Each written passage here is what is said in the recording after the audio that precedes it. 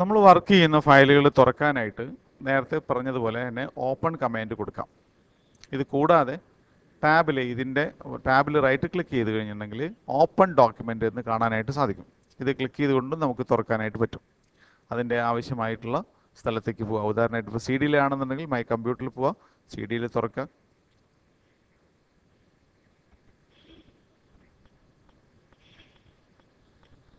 അതിനുശേഷം ഫ്ലവേഴ്സ് എവിടെയാണ് പോവുക.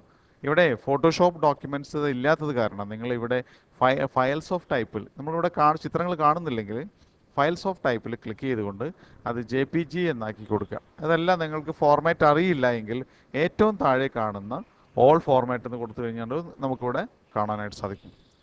JPG എന്ന് പറയുന്നത് ജോയിൻറ്റ് ഫോട്ടോഗ്രാഫേഴ്സ് എക്സ്പെർട്ട് ഗ്രൂപ്പ് എന്നുള്ളതിൻ്റെ ചുരുക്കരൂപമാണ്. ഇത് JPEG എന്നതാണ് കറക്റ്റ് ആയിട്ടുള്ള ഇതിൻ്റെ രൂപം.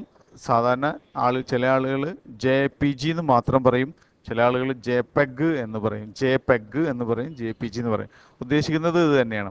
അപ്പോൾ ഫയൽസ് കാണുന്നില്ലെങ്കിൽ നമുക്ക് ഇവിടെ ക്ലിക്ക് ചെയ്തതിന് ശേഷം എന്താ പറയുക ഓൾ ഫോർമാറ്റിൽ കൊടുക്കുക. അപ്പോൾ ഫയലിൽ നിന്ന് ചിത്രങ്ങൾ കാണാനായിട്ട് സാധിക്കും.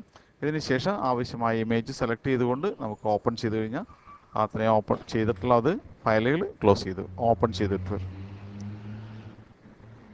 ഇത് കൂടാതെ നമ്മൾ അടുത്തിടെ തുറന്ന ഫയലുകൾ ഈ ഫയൽ മെനുവിൽ ഓപ്പൺ റെസെൻറ്റ് എന്ന ഭാഗത്ത് ക്ലിക്ക് ചെയ്ത് കഴിഞ്ഞിട്ടുണ്ടെങ്കിൽ ഇവിടെ നമുക്ക് 10ഓളം ഫയലുകൾ നമ്മൾ അടുത്തിടെ വർക്ക് ചെയ്തിട്ടുള്ള 10ഓളം ഫയലുകൾ ഇവിടെ കാണാനായിട്ട് സാധിക്കും. നമ്മൾ തുറന്ന് വർക്ക് ചെയ്തിട്ടുള്ള ഉണ്ടോ ഇവിടെ ഓപ്പൺ റെസെൻറ്റിൽ ക്ലിക്ക് ചെയ്ത്. റെസെൻറ്റ് എന്ന് ഉദ്ദേശിക്കുന്നത് അടുത്ത കാലത്ത് എന്നർത്ഥം. ഈ അടുത്ത കാലത്തായിട്ട് വർക്ക് ചെയ്ത 10ഓളം ഫയലുകൾ നമുക്കിവിടെ കാണാനായിട്ട് സാധിക്കും. നിങ്ങൾക്ക് ആവശ്യമുള്ളത് അതിൻ്റെ പേര് നോക്കിയിട്ട് ഓപ്പൺ ചെയ്യാം. ഇതുപോലെ തന്നെ ഈ റെസെൻറ്റിൻ്റെ താഴെ കാണുന്ന ലിസ്റ്റ് നമുക്ക് കളയണം എന്നുണ്ടെങ്കിൽ ക്ലിയർ റെസെൻറ്റ് കൊടുത്തു കഴിഞ്ഞിട്ടുണ്ടെങ്കിൽ അത് കളയുകയും ചെയ്യാൻ പറ്റും.